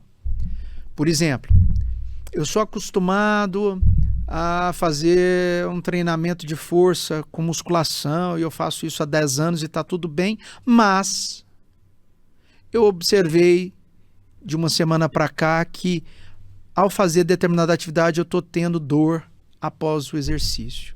que naturalmente não acontecia. E às vezes a pessoa tende, e nós brasileiros somos muitos assim, a gente tende a usar a medicação que a gente tem na farmacinha da nossa casa, que famoso Lax, que é anti-inflamatório, né? Então a gente disponibiliza ali as medicações que a gente tem em casa. A gente escuta o amigo, procura mudar um pouco o exercício, procura a opinião de um colega que também teve aquela situação, mas ele melhorou com uma determinada atitude, e aquilo vai se propagando. O tempo vai passando, a situação vai piorando, e às vezes quando ele realmente observa que é uma limitação, que é um problema que precisa ser avaliado, esse problema já está por demais avançado. Instalado. Então, a menor sinal ou sintoma de que uma situação não está adequada, e a maioria das vezes o que eu falo de problema relacionado à coluna é dor. Se você tem dor que passa de uma semana, que não melhorou, mesmo com o uso de alguma medicação que você possa ter em casa, e que ela está te causando um desvio de atenção, porque você começa a percebê-la, esse é o momento exato de você procurar um profissional. Porque se a gente tiver uma medicina mais preventiva, ela é muito melhor. Mas se a gente tem uma medicina de tratamento em que a gente consegue identificar as lesões no seu ponto inicial, o tratamento também vai ter uma melhor qualidade. Tudo que a gente consegue identificar no início, a gente tem um tratamento mais eficaz. Tudo que a gente identifica já no momento tardio, a gente tem dificuldade para tratar isso, mesmo que sejam lesões simples. Então, dor não é normal, dor é alerta de que alguma coisa está errada. Se você tem dor que se propagou 2, 3 dias, tem que procurar um profissional adequado. Doutor Túlio, quando a gente convida uma pessoa para vir aqui, normalmente a pessoa vai lá, vê um episódio ou do Jurubeba, deixa eu ver como é que vai ser lá e tal, né? Enfim, e muita gente, quando vem para cá, quando está vindo para cá, pensa assim, nossa, esse cara poderia me perguntar tal coisa, porque eu gostaria de falar sobre tal coisa e tal. Então eu faço essa pergunta para todo mundo porque facilita, né? Às vezes o papo vai rolando, e você pensa, foi tudo que eu imaginava que era necessário e tal, mas às vezes falta uma coisa que é, assim, alguma coisa que aquela pessoa gostaria de falar e às vezes cheia de relevância. Então, vindo para cá, ou do dia que o senhor foi convidado para vir aqui e tal, surgiu na sua cabeça alguma ideia, esse cara podia me perguntar isso, porque era importante falar sobre isso, e eu não fiz essa pergunta, ou esse assunto não correu aqui? Graças a Deus. O que eu pensei quando a gente vai falar sobre coluna, porque a gente não fica muito preocupado em falar coisas muito específicas, coisas técnicas, falar muito sobre doenças específicas. O que eu procuro falar nesses bate-papos que a gente tem, e programas que buscam mais assim a informação, o despertar do interesse, tocar num ponto em que a pessoa fala, poxa, cara, eu já senti isso, eu tô vivendo essa situação, é despertar para 2 pontos específicos. Primeiro, tirar essa névoa sobre o tratamento das doenças da coluna. Muitas pessoas não procuram, muitas pessoas não se tratam porque acham que o tratamento é ineficaz. Então, isso não é verdade. Hoje, o leque, as opções de tratamento que a gente tem para as doenças da coluna, elas são várias e os tratamentos são eficazes. Esse é o primeiro ponto. Segundo ponto, o despertar para vida saudável. Quando eu digo vida saudável, eu falo de modo global. Se eu bato na tecla de que para você ter uma coluna adequada, uma coluna saudável, uma coluna que vai te dar independência, mesmo na terceira idade, e que para isso você tem que ter construção muscular adequada, E essa construção muscular, ela depende fundamentalmente do que você come, da dieta que você faz, uso. E que, à medida que a gente envelhece, a gente para de produzir coisas que são essenciais para a nossa saúde e a gente precisa suplementar. É uma necessidade de suplementação. E na coluna eu bato na tecla da suplementação em relação à creatina. Creatina 100% pura, monoidratada. Uso de proteína, whey, esses whey protein que a gente tem várias marcas, procurar marcas de qualidade. E ômega 3, e não o ômega 3 que se coloca na farmácia, mas o ômega 3 que tenha ácidos graxos, como o EPA e o DHA, que eles vão ajudar na construção muscular, prevenção de doenças crônicas e melhora do metabolismo cerebral. Se eu consigo colocar isso na cabeça das pessoas, que você tem que ter atividade física, que você tem que suplementar, que você tem que observar a alimentação para ter coluna saudável, eu estou dando para ele também um meio de ter uma vida saudável. Com certeza absoluta. Porque para fazer isso, ele tem que ter hábitos saudáveis. Então é isso que eu quero colocar na tecla. E não deixar as coisas se deteriorarem para procurar o médico. Procure o primeiro sinal. Não desista do tratamento. Eu falo que o médico é muito também da percepção sensorial do paciente. A gente se identifica com a pessoa. Com ou certeza. Não. Às vezes eu fui no médico que eu não me identifiquei, eu não tive uma boa relação, não porque ele foi mal educado, não porque ele não foi atencioso, mas eu não tive aquela conexão que é natural das pessoas se conectarem. Procure um outro profissional, porque com certeza você vai atingir um profissional que você vai se conectar. E quando existe conexão, existe uma melhor forma de tratar. Então, é deixar as coisas claras de que a gente precisa buscar a nossa saúde, porque a gente hoje tem soluções para isso. Com certeza a nossa conversa aqui foi quase que integralmente nessa direção e não foi nada combinado, né? Porque é por isso que eu acho que é muito importante, né? Assim, essa coisa da empatia, essa coisa de você se sentir bem, você relaxar e ficar numa boa e tal, tem tudo a ver com a eficiência do resultado final, né? Ou seja, acho que ficou muito claro aqui, absolutamente claro, que as soluções para problemas da coluna evoluíram assustadoramente nos últimos 30 anos. Isso ficou absolutamente claro. Segundo, que a suplementação é uma necessidade e não tem para onde correr, né? Porque tem pessoas que dizem, não, mas antigamente não, antigamente não existia. Aí a ciência foi se aprimorando. Peraí, ó. O ser humano, a partir de uma certa idade, sei lá o que e tal, ele começa a ter deficiência de tais e tais coisas. A gente pode suplementar isso. A ciência chegou a essa conclusão e tem que usar, né? Seria, por exemplo, você hoje não aceitar usar um celular e querer que alguém coloque um telefone fixo na sua casa com linha física específica para você. Tenha dó, né, meu amigo? Ou seja, agora, presta atenção, da mesma forma como o celular pode ser usado para te prejudicar, a suplementação também, se ela for feita de qualquer jeito. Porque, infelizmente, o que eu vou dizer aqui é uma verdade.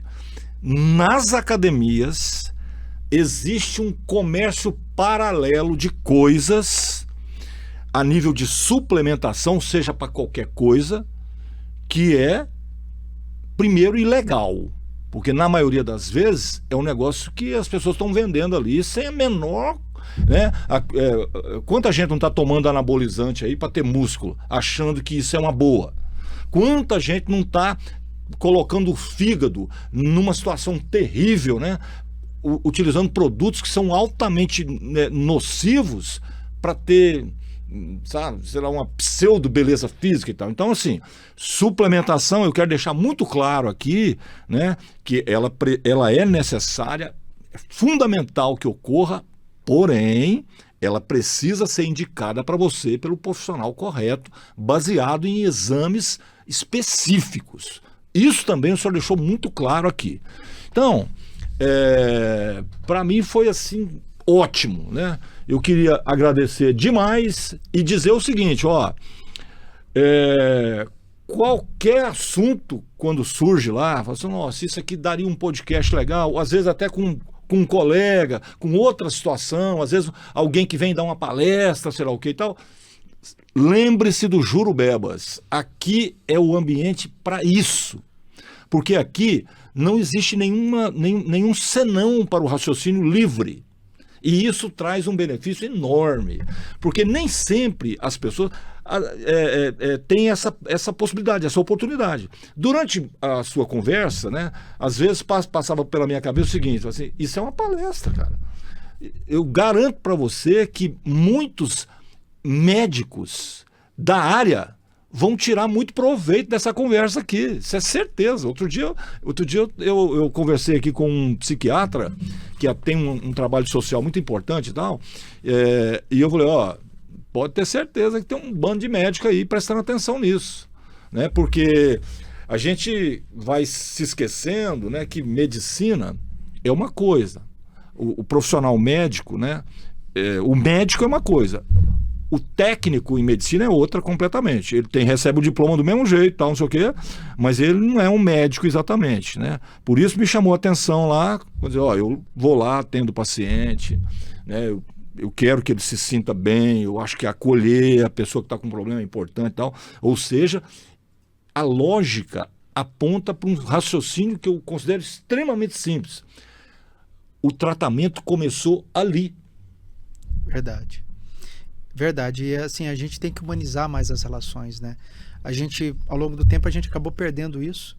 Eu não sei por quê, porque não só na saúde, mas em todas as relações pessoais, a gente precisa manter a nossa humanidade, que é o essencial, é a relação com as outras pessoas, somos, é né? o que nós somos. Quando você atende uma pessoa, quando alguém te pede uma informação na rua, a maneira como você vai dar a resposta faz toda a diferença. Seja cortês, não seja custa educado, nada. seja prestativo. Não custa nada.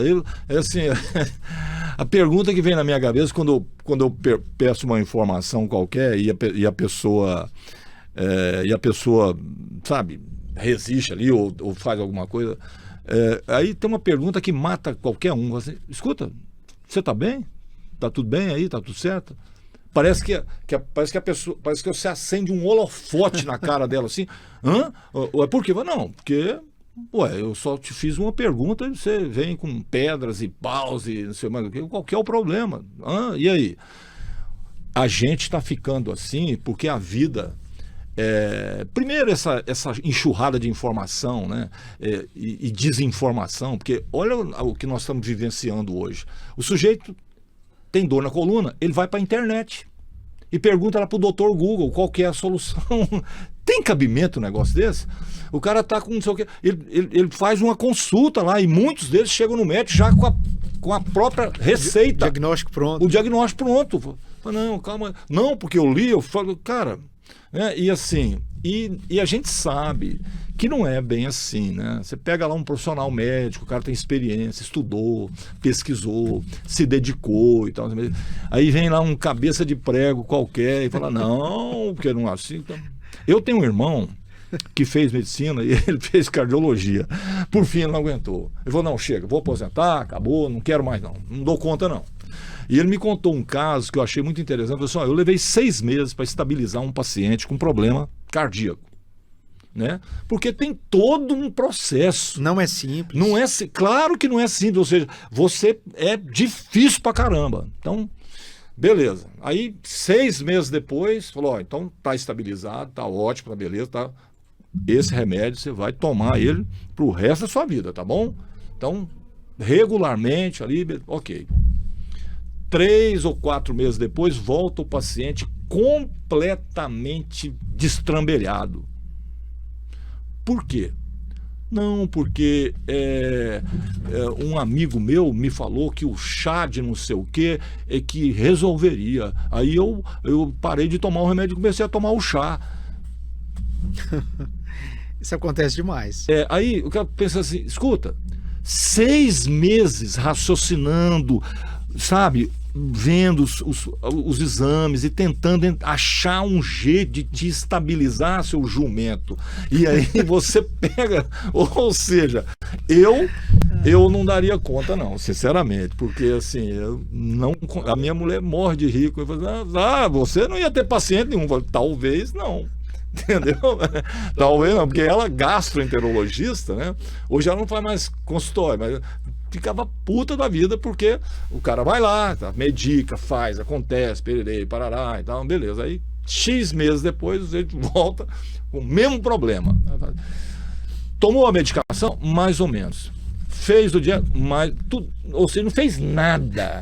Ele tomou lá um remedinho que aliviou o negócio dele lá e aí aliviou, voltou a fazer tudo errado de novo. Então, medicina ainda tem esse problema. Ainda tem esse problema. E na nossa área de atuação, na questão da coluna, a gente depende muito do paciente, da disciplina do paciente. Isso aí. Porque você imagina, se você consegue tratar o problema e dar condições para ele ir para a reabilitação e depois para uma atividade física regular, para ele entender que o tratamento dele, na grande maioria das vezes, dos problemas relacionados à coluna, não é remédio, não é cirurgia.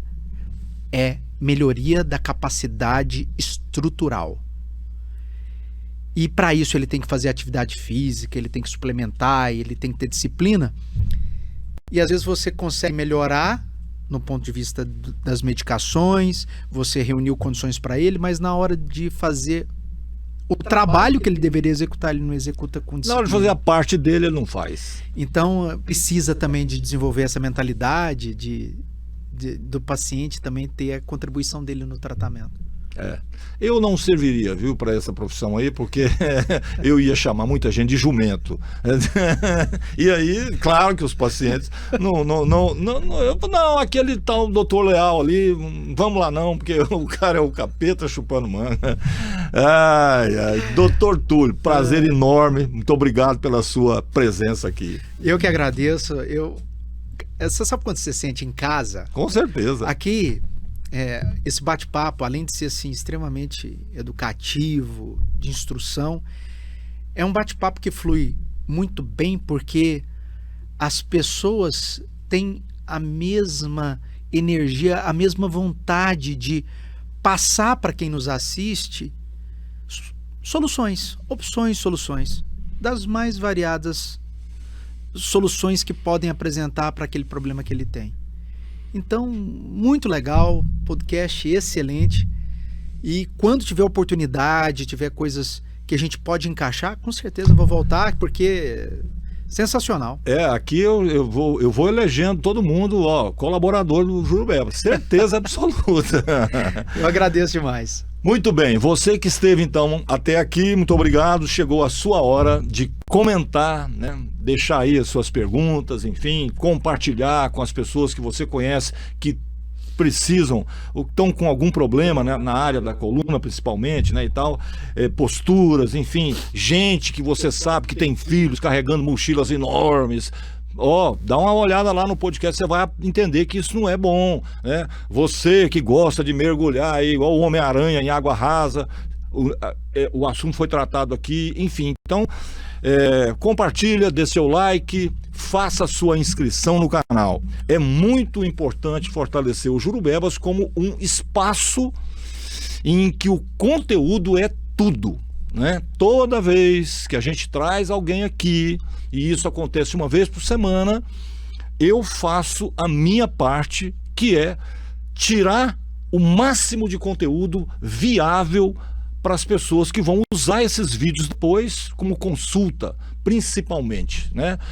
E de vez em quando a gente pega uma pessoa ou outra e fala, que legal, que eu vi um programa tal, isso é o prêmio que a gente tem aqui, e eu acho que isso é fundamental, principalmente nesses tempos em que a desinformação corre solta.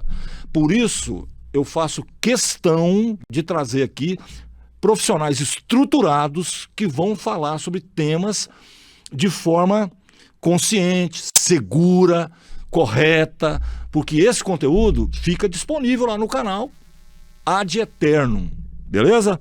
Então é isso. No mais, foi um prazer de novo. Esse foi mais um Jurubebas, o pior e o melhor podcast para todos deste planeta. Um abraço, tchau.